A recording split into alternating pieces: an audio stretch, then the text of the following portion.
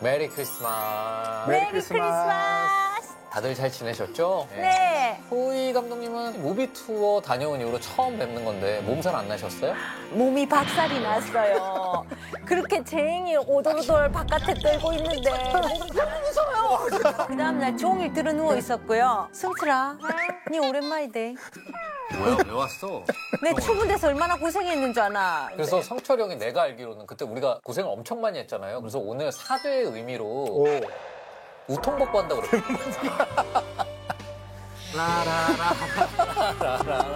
왜 야외에서 하던 걸 갑자기 스튜디오에서. 오늘은 방구석 크리스마스 특집입니다. 벌써 한 해가 다 지나갔다는 게 믿기지가 않는데 오늘 같은 날 사실 우리가 기억해야 할 특별할 사람들을 소개할 특별한 게스트 두 분을 모셔봤습니다. 네. 어서 오십시오. 안녕하세요. 아유, 또 뵙습니다. 안녕하세요. 아, 영광입니다. 안녕하세요. 이 콤비는 오랜만입니다. 큰별쌤 최태성 선생님인가요? 오은 작가님이 나와주셨습니다. 저쪽 베트남 아래쪽에 그 삼수갑산이라고 있죠. 모던걸이라고 하는 이. 덕혜옹주랑 영친왕이랑 아유, 예. 반가운데 이렇게 제작비 많이 줄었나 봐요. 네, 장도가 어떻게 이렇게. 예. 다리도 좀 불편해지고. 그래서 싼 제가 왔습니다. 하여튼 저는 큰별쌤은 오늘 태어나서 처음 보거든요. 아, 영광입니다. 예, 벌거벗은 한국사에서 너무 자주 뵈가지고 어떤 분인지 뵙고 싶었는데 이렇게 보니까 예, 뭐 고향이 경상도신가 봐요. 네, 부산인데 부산 떠난 지 오래됐는데 이야. 근데 지금 초이 감독님 질문만 들었을 때는 네. 한국사는 기억 안 나고 벌거벗은 그러니까요. 벌거벗은. 벌거벗은 한국사. 그러면 초 감독님이 보셨을 때 큰별쌤의 역사 강의가 어떤 매력이 있다고 생각하세요? 벌거벗은 한국사. 저는 어릴 때부터 책 보기를 돌같이 했습니다. 특히 역사책. 그래서 그걸 책으로 배우면 너무 재미가 없어요. 맞아요. 근데 선생님께서 이렇게 말씀해 주시면 너무 재밌는 거예요. 귀에 쏙쏙 박히고, 네. 흡수력 급상승합니다. 아니, 어떻게 말씀 이렇게 재밌게 하세요? 막 기름이 막 진해지니까. 야, 잘 넘어가는데요. 저 오은신 님도 제가 몇 년 만에 다시 봤습니다. 이모카세에서 같이. 뭘 먹고 제가 많이 떠들어가지고 김초희 감독님께서 저한테 은하 잠깐 나 좀 볼까? 해서 제가 안 간다고. 가면 혼날 것 같아서. 아이고. 나는 신이 이렇게 말이 많다는 걸 이거를 보고 처음 알았어요. 오늘은 조신하게 네. 할 수 있는 말만 하도록 하겠습니다. 네. 어쩌면 오늘 이제 방구석 크리스마스 뭐 특집이라고 제가 얘기 들었어요. 크리스마스면 이제 감사의 표시를 하는 그런 또 달이 아닐까라는 생각이 드는데 저는 아무래도 역사하는 사람이니까 크리스마스를 맞이해서 조금 더 먼 옛날 누군가에게 감사할 수 있는 그 무언가를 찾았으면 좋겠다. 올해가 사실은 안중근 의사 그 하얼빈 의거 115주년이거든요. 대한민국 역사박물관에서 그 안중근 서 특별전이 지금 열리고 있습니다. 그런 생각 안 들어보셨나요? 옛날에 그 책에서 이렇게 안중근 선생님의 이렇게 사진을 봤을 때 이분의 연세는 뭐 대략 한 40대, 한 50대는 되었겠지? 그런 느낌이죠. 흑백이 또 사진이. 그쵸. 네. 이런 그렇죠. 큰 일을 했으면 뭐 어른이 좀 되었을 것 같은 어떤 그런 느낌? 네. 한참 어른? 그런데 돌아가실 때 그 연세가 31살밖에 안 되세요. 지금 제 나이. 오! 왜 그래요? 아, 예. 안 웃겨, 얘. 네. 웬만하면은 안중근 의사의 나이에 저런 드립은 안 치거든요. 깜짝 놀랐습니다. 그러니까요. 진짜 정말 젊은 나이에 순국하신 그런 분인데 우리가 한번 좀 생각해봤으면 좋지 않을까라는 그런 생각이 들었습니다. 이번에 이제 크리스마스 특집으로 방구석에서 영화를 본다고 해가지고 뭘 이야기하면 좋을까라는 생각이 들었는데 제가 진짜 오래전부터 이 개봉을 기다려왔던 작품인데 이 작품이 바로 어제 개봉을 했더라고요.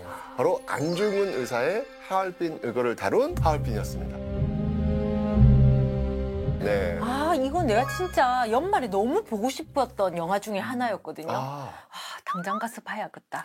어쨌든 토론토 국제영화제를 갔던 영화더라고요. 이 영화. 이 영화가 거기까지 갔다 왔어요? 네, 세계로 뻗어나간 영화입니다. 반응이 굉장히 좋았어요. 그래요? 이번에도요, 거의 없다가 영상을 만들어서 보내줬거든요. 굉장히 기대되는 하얼빈 함께 보도록 할게요.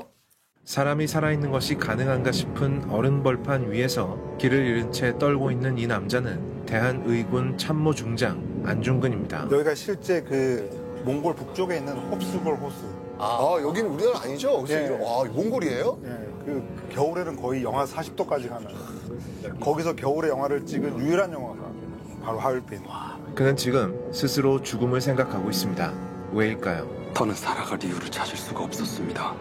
그래서 모든 걸 포기하고 죽으려 했습니다. 1908년 함경북도 신화산 안중근 의사가 이끄는 독립군 의병 부대는 일본군 수비대를 급습합니다. 안중근을 다룬 영화에서 신화산 전투는 꼭 나오는 것 같아요. 뭔가 분기점을 하는 영화. 목숨을 건 전투가 이어지고 우리 독립군들은 무기와 수적인 열세에도 불구하고 맹렬히 싸워 승리를 쟁취해냅니다. 치열한 전투가 끝나고 독립군 대장 안중근 의사는 생포하거나 항복한 포로들의 처리를 결정해야 했죠. お前は誰だ? 私は大日本帝国陸軍少佐森田壮だ. 일본군 육군 소자 모리다소, 이 이름을 기억해둬야 합니다. 너희들을 전쟁 포로로 석방할 테니 가서 부상병들을 치료하라. 제가 저기서 같이 싸웠어도 저 말에 발끈했을 것 같은데. 그렇지. 왜 지금? 아니 후환이 두렵지 않소? 이렇게 풀어주면 그 외놈들 죄다 끌고 와서 다시 공격할 수도 있어. 그러니까 말이에요. 이 살려보내는 건 너무 위험한 결정 아닐까요? 그러나 안중근 의사는 저 같은 범부와는 생각이 달랐습니다. 애들 고아 만들지 말고 살아서 돌아가게. 이 창석 야만이야! 극과 공연불에 휩싸여서 동료들의 희생을 물거품으로 만들 셈인가? 자네는 4천만 일본인을 모두 죽이는 게 목표인가? 나는 이 나라의 국권을 회복하는 게 내 목표야. 모든 책임은 자네가 지어야 할 것이야. 사실 국제법상은 죽이면 안 되죠. 그렇죠. 네.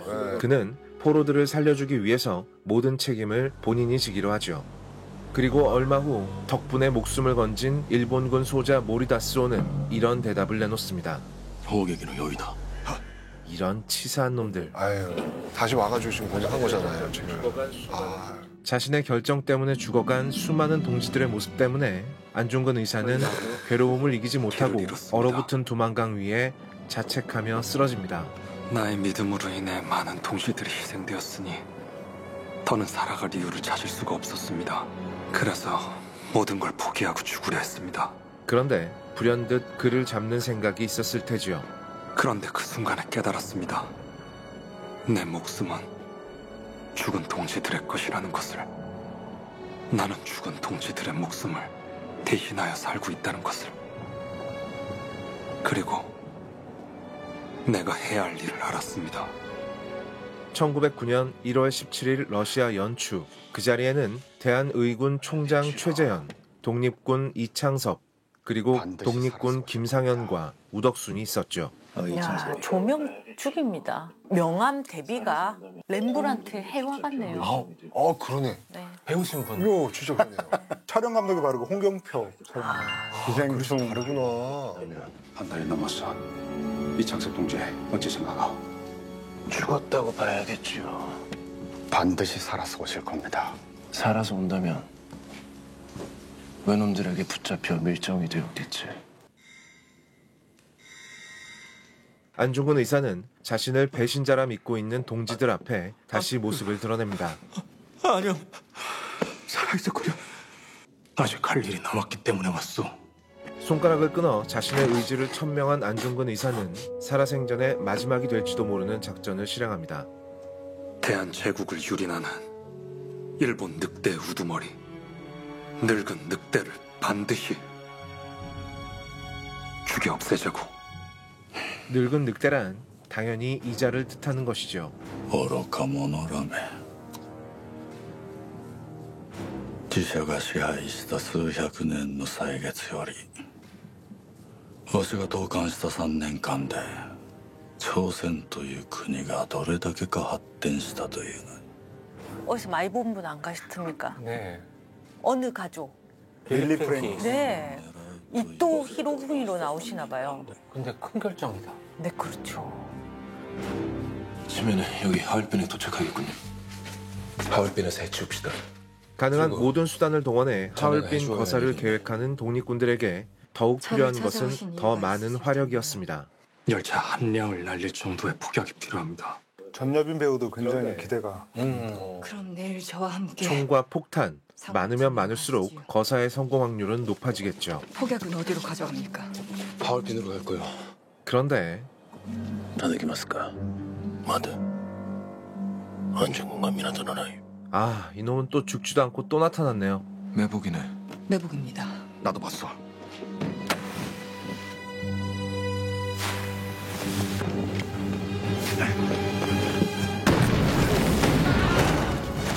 블라디보스톡 시내에서 벌어진 총격전으로 독립군들은 러시아군과 일본군의 포위에서 빠져나오는 데 성공하지만 그렇게 애써 손에 넣었던 폭탄들은 모두 잃어버리고 맙니다.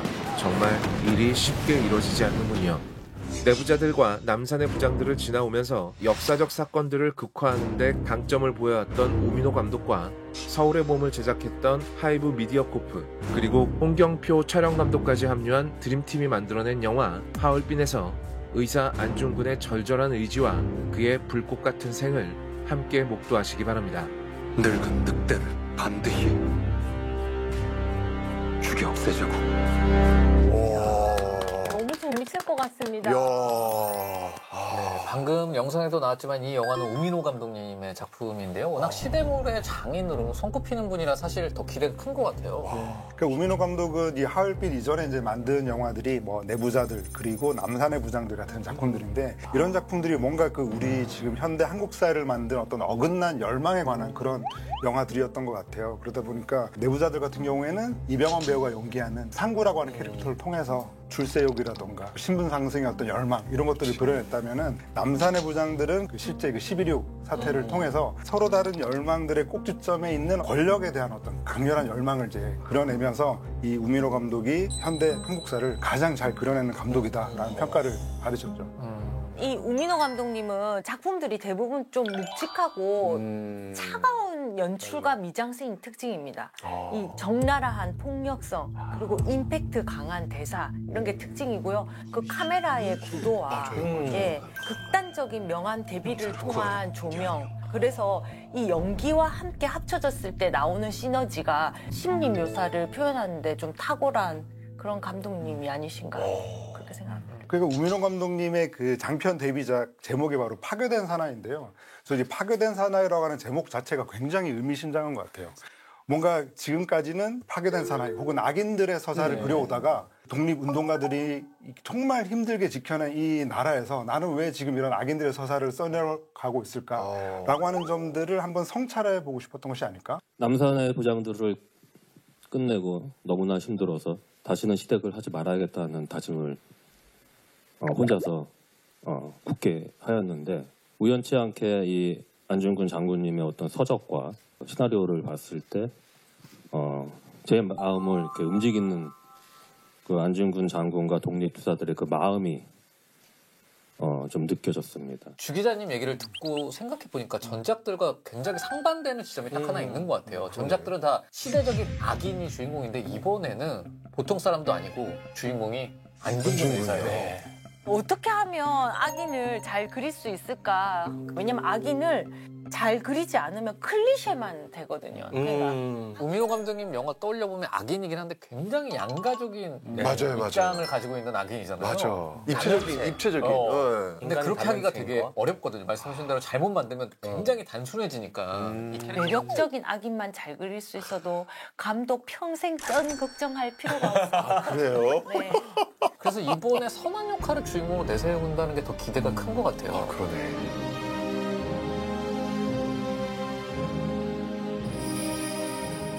그동안 안중근 의사를 주인공으로 한 작품들이 꽤 많았었어요. 생각보다. 그래서 우민호 감독님은 안중근 의사를 어떤 식으로 다르게 표현했을지 고민이 많았을 것 같거든요. 그러니까 저는 이번에 우민호 감독님이 그 하얼빈의 어떤 차별점으로 독립군을 이끄는 그 장군으로서의 안중근에 초점을 맞췄다라고 생각을 하는데요. 그러다 보니까 굉장히 그 젊은 안중근 느낌이 나죠. 그래서 뭔가 이런저런 시행착오를 겪으면서도 결코 포기하지 않고 계속 앞으로 나아가야 했던 그런 안중근을 그려내지 않았을까라는 생각이 드는데요. 진짜 안중근 딱 하면 떠오르는 이미지가 하얼빈 역. 그렇죠. 그리고 총을 쏜 모습. 그게 사실은 거의 90% 이상이거든요. 근데 장군의 모습을 보여준다라고 하는 거는 굉장히 좀 색다른 접근법이다. 그래서 새로운 것도 줄 것 같아요. 안중근 의사라고 알려져 사실 안중근 장군이잖아요. 맞아요. 네. 그런데 그런 의사도 거사를 앞두고 그러니까 이토 히로부미를 사살해야 된다는 거사 앞두고 얼마나 떨렸겠습니까? 그 마음을 헤아리는 거는 쉽지 않은 것 같다는 생각이 들어요. 그렇죠. 맞아요. 안중근 의사가 연해주로 건너가서 이 이토 히로부미를 처단하기까지 정말 드라마틱한 스토리가 있지 않나요? 이 연해주가 이제 안중근이 활동했던 주요 무대거든요. 네. 근데 이유가 있어요. 왜 연해주일까? 첫 번째 이유는 뭐냐면 한말 도저히 이 한반도에 살 수 없는 사람들이 결국 한반도를 떠나요. 그래서 정착한 곳 중에 하나가 연해주예요. 그래서 그곳에는 한국인들이 많아요. 두 번째 이유는 뭐냐면 그 한국인들 중에서 진짜 군수업에 종사해서 돈을 엄청나게 번, 지금으로 본다면 거의 재벌 같은 사람이 그곳에 있는데 그 재벌 같은 사람이 독립운동에 전폭적인 지지를 해주고 있어요. 자, 그러면 독립운동을 난 해야 돼? 사람이 필요해? 그리고 돈이 필요해. 이 모든 조건을 다 갖추고 있는 곳이 연해주였던 거예요. 그래서 연해주로 굉장히 많은 독립운동가들이 많이 갔습니다. 그 중에 한 명 안중근이 있었다는 이야기죠. 특히 제가 그렇게 설명을 잘해주십니까? 예, 쏙쏙 박힙니다. 예. 근데 제가 아까 지금 이야기했던 그 엄청난 재벌 거기 군수업으로 성공했던 사람 그분이 누구냐면 우리가 또 이분도 잊으면 안 돼요. 최재형이라는 분이거든요. 이 최재형이라는 분이 1908년 그 항일 의병단체인 이 동의회를 조직을 하고 이런 의병 조직을 한번 이끌어 볼 수 있는 사람을 뽑고 있었어요. 그때 이제 안중근이 제가 한번 해보겠습니다. 라고 하면서 이 최재형과 만나게 되는 것이죠. 근데 저는 최재형이라는 이분을 좀 많이 좀 이렇게 알리고 싶은 그런 입장이 있었는데 이 역할을 누가 하실까 했더니 유재명 배우님이 맡으시더라고요.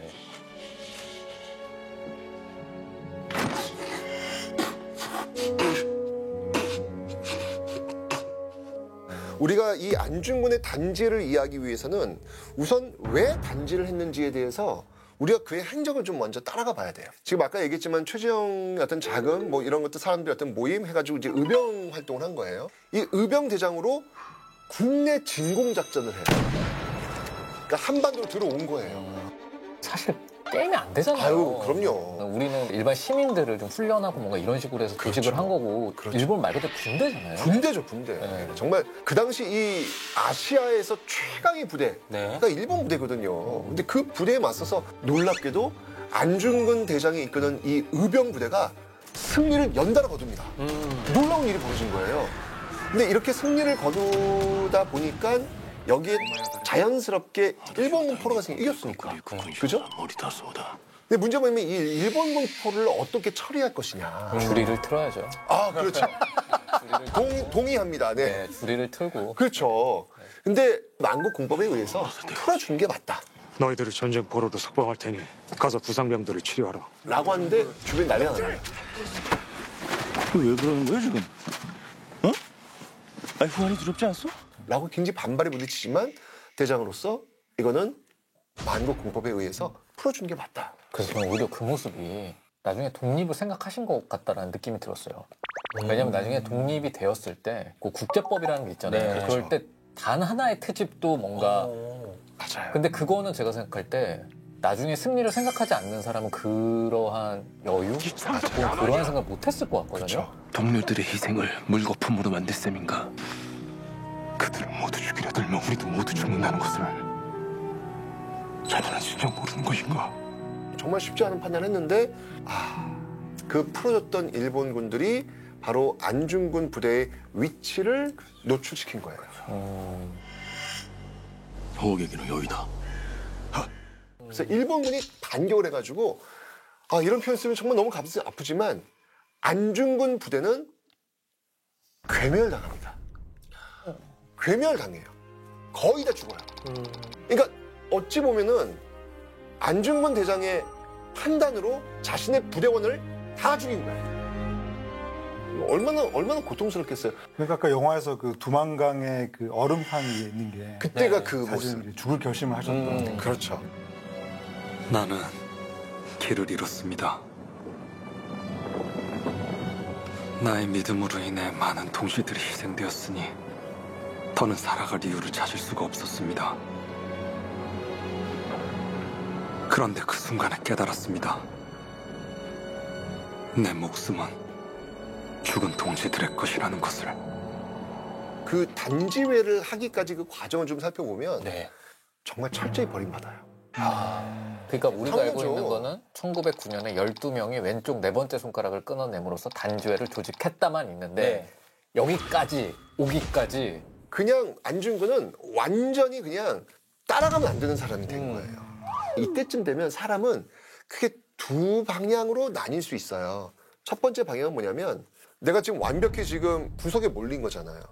그 구석에 몰리면 아예 정반대편으로 가는 경우가 있어요. 변절. 그렇죠. 왜냐면 그래야 내가 사는 거니까. 나 완전히 궁지에 몰렸고 나는 완전 버림받은 사람인데 여기서 내가 살려면 정반대 방향으로 가는 거예요. 그러니까 아예 외면인 거고. 그렇죠. 아예 부정하는 거고. 그렇죠. 또 하나의 방법은 정말 처절하게 반성하면서 무릎 꿇고 그 밑으로 계속 들어가는 거예요. 근데 사실 이 방법은 어려워요. 잘 안 하려고 하고 사람들. 사람의 심리상 쉽지 않아요. 근데 안중근은 그걸 선택한 거예요.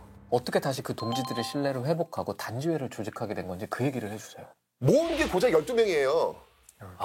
계속 신문을 통해서 제가 다시 한번 해보겠습니다라는 희망의 메시지를 보이니까 겨우 모인 사람들이 저 비장한 12명. 대한제국을 유린하는 일본 늑대 우두머리. 늙은 늑대를 반드시 죽여 없애자고.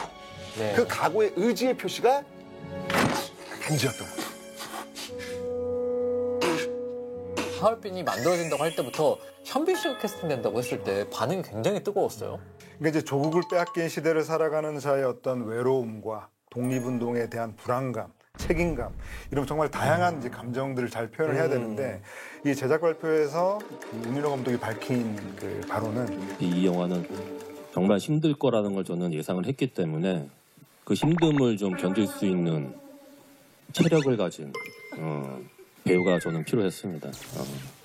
현빈 배우를 보는 순간 현빈이 곧 안중근이라는 생각을 저는 했습니다. 그는 버티고 이겨낼 것이라는 걸. 그 현빈 배우님은 진짜 여러 장르 연기가 다 되는 것 같아요. 공조, 영린, 만추 진짜 다양한 필모가 있으시잖아요. 그래서 예고편을 봤는데 역시나 영화 너무 기대되는 거예요. 일단 감독님이 사감이 들어가신 건 아니고요. 일단 그 표정이 지금 바뀌셨어. 제가 예고편을 봤는데 그렇게 키가 큰 안중근은 처음 봤어요. 일단 그러니까 눈이 한 번 들어가더라고요. 근데 옛날에는 우리가 어떤 역할을 맡게 되고 역사적 인물이라고 하면 최대한 닮은 사람, 연기와 상관없이 그런 분들을 캐스팅하는데 요새는 뭐 그렇게 인물이 싱크로율이 안 맞아도 캐스팅 가능한가요? 근데 기존에 그 사진에서 뵀던 의사 안중근 장군님을 자꾸 떠올리면 안 될 것 같아요. 왜냐하면 사실 영화에서 배우분이 연기하는 캐릭터의 몰입도가 세면 얼굴이 다르게 생겨도 사실 그게 아무런 장애가 안 되거든요. 아니 그러면 큰별쌤이 보셨을 때는 실제 안중근 의사와 현빈 씨의 싱크로율이 얼마나 된다고 생각하세요? 근데 실제로 안중근 의거 이후에 그 러시아 재무장관인가요? 그 코코프체프가 안중근을 보고 나서 표현한 그 기록이 있어요. 뭐라고 했냐면 일단 젊다, 늘씬하다, 그리고 키가 꽤 크다, 그리고 얼굴 하얗다. 그래서 일본 사람들과 다르다. 그러니까 당시 이제 일본 사람들은 조선 사람들에 비해서 키도 좀 작고 왜소하거든요. 근데 안중근은 너무 훤칠한 거예요. 그러니까 이렇게 튀는 거예요. 범상치 않아 보이고. 튀는데 어떻게 안중근이 하얼빈 역에 이렇게 무사통과에 들어왔지? 라고 하면서 안중근의 외모를 표현한 게 있어요. 근데 이 하얼빈이 사실 저는 더 눈길을 끌었던 게 예고편이에요. 왜냐면 첩보물을 보는 것 같은 느낌이었거든요. 적에게 노출되는 그 하얼빈을 향하는 그 동지들, 그리고 이를 쫓는 그 일본군 추격 속에서 서로를 의심할 것인지 의지할 것인지 끊임없이 내적 갈등하는 첩보전에 다름없고요. 근데 잠깐 등 좀 붙이고 있어. 선생님 얼굴이 안 보이세요. 너무 힘들어 아까부터 얘기. 아니 지금 사람의 얼굴을 보고 얘기 얘기를 들어야. 다리 바꿔드려요? 아니, 눈에 등만 붙이고 있었네. 실제로 이제 우민호 감독님은 그 첩보 드라마라고 하는 이런 형식을 통해서 이렇게 정보가 새면서 서로를 또 의심하고 또 그런 의심이 두려움을 키우고 결국 이런 두려움들이 거사를 앞둔 사람들의 마음을 좀 비겁하게 만드는 그런 과정들을 좀 담아내고 싶었다. 그런 모든 것들을 극복하고 결국에는 하얼빈 역에서 총을 쏠 수 있었던 안중근 의사의 마음을 그려내고 싶었다라고 얘기하셨죠. 안중근 의사한테 그만큼 믿을 수 있는 동지가 중요했을 것 같은데 영화 속 동지들의 라인업이 상당히 화려합니다. 역사에 기록된 이렇게 많은 인물들 중에 어떤 분을 스크린에 재현할 것인지 감독의 고민이 참 많았을 것 같아요. 이 안중근의 빛에 가려서 잘 모르지만 끝까지 함께 했던 그 우덕순 이분들은 이제 실존 인물이에요. 네. 이 역할을 누가 맡을까 너무 궁금했는데 야 정말 박정민 배우는 정말 신이 났다. 또 실존 인물 중에 한 분이죠. 유재명 배우가 연기한 최재형님은 연해주에서 경제력, 정치적인 영향력을 확보하고 있었잖아요. 그렇기 때문에 의병 부대를 조직하기도 하고 나중에는 이토 히로부미의 암살 계획에도 참여했다고 알려져 있습니다. 앞으로 일주일 남았어. 조우진 배우와 전여빈 배우의 단독 포스터도 있던데 그들도 실존 인물인가요? 그러니까 그 두 인물이 이제 영화적 상상을 더한 이제 허구의 그 인물인데요. 실제 그 독립운동가들의 그 일부 요소들을 가져와서 이 복합적인 이제 캐릭터로 이제 만들어냈다고 할 수가 있겠는데요. 특히 이제 조우진 배우는 우민호 감독과 되게 인연이 깊죠. 뭐 내부자들에서부터 조우진 배우 우리가 모두 기억하게 되는 그런 순간이었는데 특히나 이제 거기서도 유명한 장면 있잖아요. 여 썰고 막 이런 식으로. 역시 네이티브 부산 사람 피가 닦는 여썰고 그런 이제 명대사를 만들어낸 이 조우진 배우가 이 안중근 의사와 함께 그 조국을 되찾기 위해서 노력하는 김상현이라고 하는 인물을 연기를 했고요. 감독님께서 사진 한 장을 보여주셨어요. 이런 외형이었으면 좋겠다. 구스타프 말러의 사진이었는데 정말 깡마른 예민함 가득한 지식인의 모습이었으면 좋겠다. 하루에 한 끼씩 또 제대로 안 먹으면서 그냥 최대한 그분들이 겪었을 결핍의 그 시간을 최대한 많이 보내려고. 또 이제 여러 작품에서 이제 우리에게 이제 깊은 인상을 남긴 이 전여빈 배우는 이 폭약 제조와 관련된 공부인을 연기를 했습니다. 그래서 공부인은 그 당시 그 여성 독립운동가들의 여러 모습들을 합쳐서 대표하는 캐릭터로 만들어냈죠. 그 외에도 이 독립군 이창석, 창석 야만이야! 이 안중근 의사와 가장 이제 반복하면서 좀 의심이 이제 깊었던 인물이 바로 이창석인데요. 또 일본군 육군 소자 모리다소 경우는 박훈 배우가 열연을 펼쳤습니다. 私は大日本帝国陸軍少佐森田壮だ.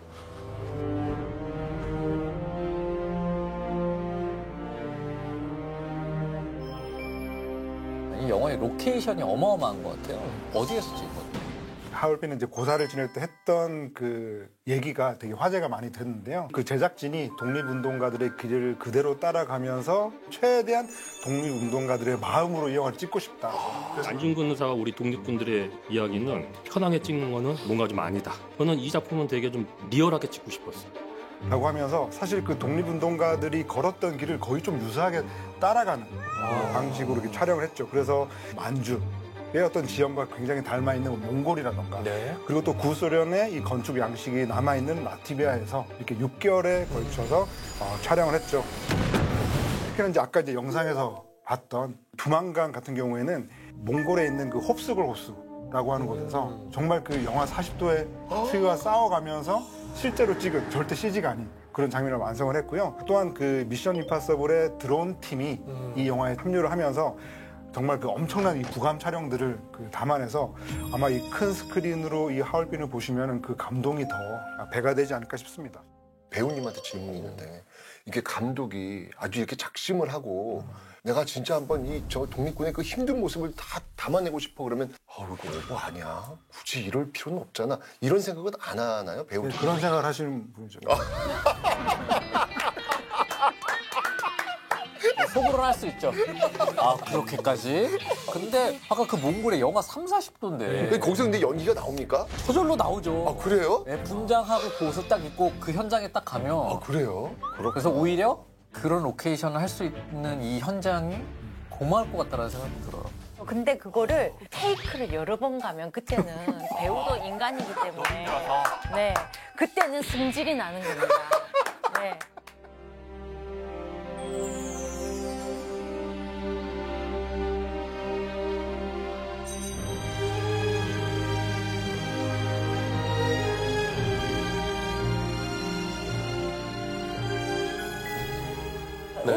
작업이 굉장히 좋은 것 같아서 제가 좀 찾아봤거든요. 그랬더니 비틀즈의 음악을 작업했던 영국의 에비로드 스튜디오 거기서 녹음을 했답니다. 작정을 한 겁니다. 그러니까 네. 런던 심포니 오케스트라 같이. 진짜요? 네. 근데 사실 이 영화에서 가장 궁금한 장면은 역시나 안중근 의사가 이토 히로부미를 저격하는 그 장면이 아닐까 싶어요. 네. 그렇죠. 그러니까 사실 이토 히로부미는 조선에서 국민 원수로 통하는 인물이었잖아요. 그러니까 이토 히로부미는 쉽게 얘기하면 일본에서는 존경받는 인물입니다. 네. 이게 정말 일본에서 4번이나 이 총리를 역임했던 정말 아주 그냥 잔뼈가 굵은 정치인이고요. 미국 예일 대학교에서 명예법학 학사도 수여받았고 당시에. 그렇죠. 근데 우리한테는 이제 완전히 다른 거예요. 1905년 을사늑약. 네. 우리의 외교권을 강탈하는데 그 중심 인물이 이토 히로부미였고 이 조선을 강탈한 주범 중에 주범. 반드시 제거해야 되는 그런 인물로 낙인 찍혀 있었던 인물이죠. 저한테는 이토 히로부미는 때리찌개야 될 사람이거든요.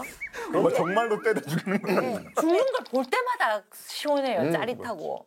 우미노 감독님이 원래 또 이렇게 잘 죽이시니까 어떻게 찍이 났는지 너무 보고 싶습니다.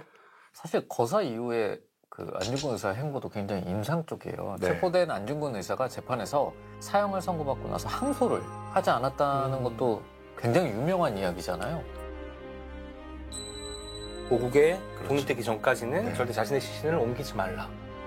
죽어서까지도 독립을 위해서 여기서 노력하겠다라는 느낌이어서 크게 다가왔거든요. 올해가 안중근 의사가 이토 히로부미를 저격한 하얼빈 의거의 115주년이자 순국 114년 된 해인데요. 굉장히 특별한 해에 개봉을 하는 것 같아요. 맞습니다. 네. 이 영화를 보는 게 결국 복귀가 가능하게 만들어주는 것 같아요. 지금 내가 이 나라에 살 수 있는 일은 뭘까? 이런 것들을 같이 견주면서 볼 수 있다는 점에서 이 영화가 연말에 개봉하는 게 참 좋다는 생각이 들기도 합니다. 네. 지금까지 큰별쌤, 최세성 선생님이 소개한 영화 하얼빈 얘기를 해봤는데요. 오은 작가님이 실화를 바탕으로 한 역사 영화 하나를 더 추천해 주신다고 해서요. 제가 뭐예요? 알기로 하얼빈이 국가보훈부 제작지원사업 선정 작품인데 제작지원 작품이 한 편 더 있습니다. 바로 영화 하이제킹. 이 영화는 이제 1971년 대한민국 상공에서 여객기가 납치되었던 실제 사건을 모티브로 한 작품이기 때문에 그 납치된 그 비행기 그 안에 있을 그 인물들을 배경으로 정말 긴장감 있게 펼쳐졌던 그런 영화였던 것 같아요. 그리고 말씀하신 대로 이 영화는 비행기 안에서만 모든 사건이 벌어지기 때문에 와 이거 연출이 쉽지 않았을 것 같은데. 좁은 데서 계속 영화를 찍어본 적이 없어가지고 쉬웠는지 안 쉬웠는지는 잘 알 수 없지만 네. 이 영화를 만드신 김성환 감독님은 1987, 아수라, 백두산 굵직굵직한 작품 조감독님을 하시다가 이 하이제킹으로 데뷔를 하시게 됐죠. 영화를 보면은요 납치범 역을 하신 여진구 배우님 네네. 진짜 승질나요. 왜요? 계속 말을 안 듣고 하지 말라는데도 자꾸 하지 말라는 짓을 계속하고 사람들을 겁박주고 이러니까는 성질나겠다는 연기 잘했다는 거잖아요. 그럼요. 네, 화가 나더라고요. 그걸 보는데. 또 이 하이제킹이 정말 화려한 캐스팅을 보여주고 있는데 부기장 태인 역을 하정우 배우가, 기장 역할은 성동일 배우가, 또 여객기를 북으로 이렇게 납치하려고 하는 그 용대역이 바로 그 여진구 배우가 연기를 했는데요. 저는 이제 이 작품에서 성동일, 하정우 두 배우가 굉장히 좋았는데 성동일 배우는 코믹한 역할로 많이 우리에게 익숙하고 또 하정우 배우는 굉장히 좀 에너지 넘치는 역할들을 많이 맡았던 배우인데 좁은 비행기 안에서 굉장히 혼란스러운 상황에서 굉장히 절제된 연기를 하고 있잖아요. 그런 점에서 저는 성숙한 그런 연기를 보여줬다는 점에서 굉장히 인상적이었죠. 기장 역을 하신 성동일 배우분은 영화 내내 한 번도 일어나지 않죠. 아 진짜요? 그러네. 다리가 좀 저렸을 것 같아요.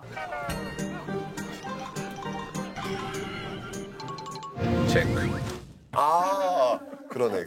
이 영화를 보면 두 번의 여객기 납북 사건이 나오잖아요. 네네. 다 실제로 있었던 일이라고 하더라고요. 첫 번째는 1969년에 있었던 대한항공 YS-111기 납북 사건입니다. 1969년 12월에 강릉을 출발해서 서울로 향하던 군에서 여객기가 강원도 평창 상공에서 북한의 공작원에 의해 강제 착륙하게 된 거죠. 북한에. 전체 51명이었는데 그중에 11명은 북한에 억류되었고 현재까지도 대한민국 정부가 납북자 송환 요청을 하고 있는 중이라고 합니다. 첫 번째 사건은 이제 북한에 의한 그런 납북 사건이었고 두 번째 사건은 또 그건 아닙니다. 두 번째 사건이 이제 바로 1971년 그 대한항공 F-27기 납치 미수 사건인데 바로 이제 요 사건.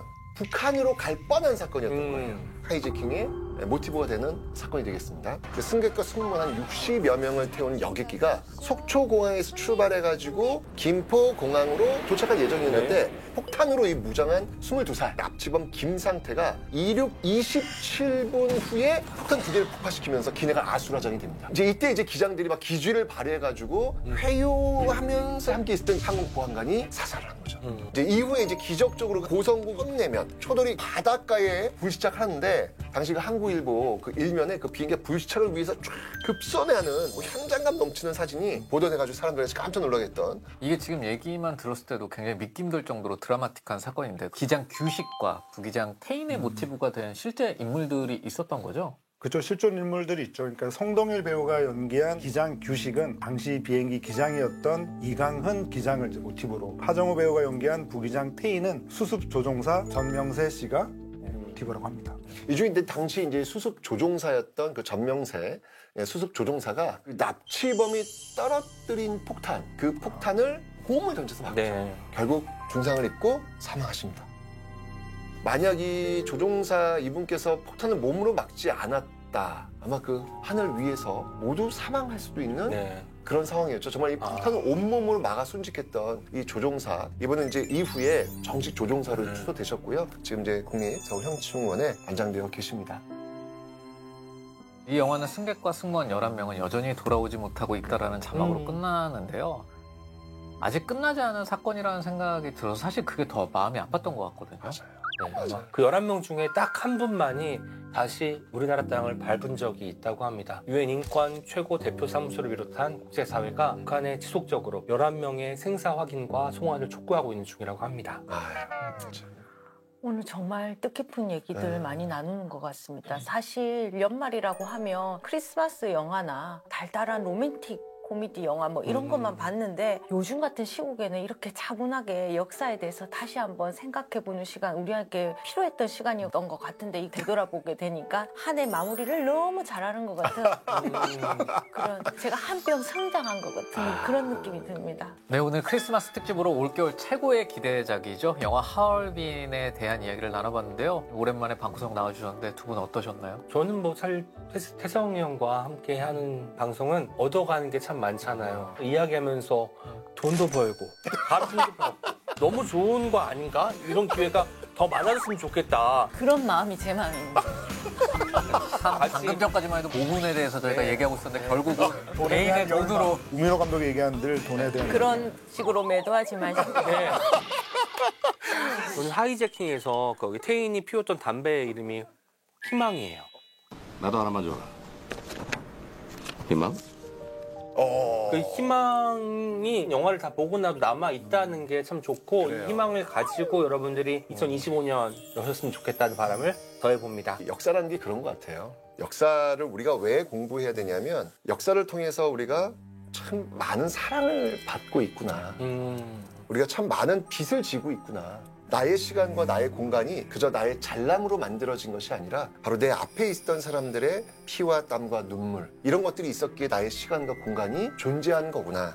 이런 것들을 좀 우리가 알아가면서, 그럼 나는 역사에 무임승차하지 않기 위해서 무엇을 해야 될 것인지, 어떤 판단을 해야 될 것인지 성숙된 그런 민주시민의 어떤 그 모습들을 갖춰가게 하는 힘, 그 힘이 바로 역사에서 나온 게 아닌가라는 그런 생각을 다시 한번 해보게 됩니다. 선생님 없었으면 큰일 날 뻔했습니다.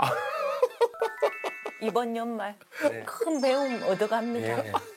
그리고 오늘은 조금 아쉬운 소식을 전해드려야 될 것 같아요. 저희 방구석 1열이 추운 겨울에는요, 살짝 문을 닫았다고요? 따뜻해지는 봄이 올 때 다시 문을 열도록 하겠습니다. 아, 3일째부터 열 거구나? 알겠습니다. 3일 전부터 광복절까지 딱 또 열고. 한복이 오늘 마무리를 어떻게 해요? 새해에는 더 재밌는 영화와 이야기들 가지고요 다시 돌아올 테니까요. 기대 많이 해주시고요. 새해 복 많이 받으세요.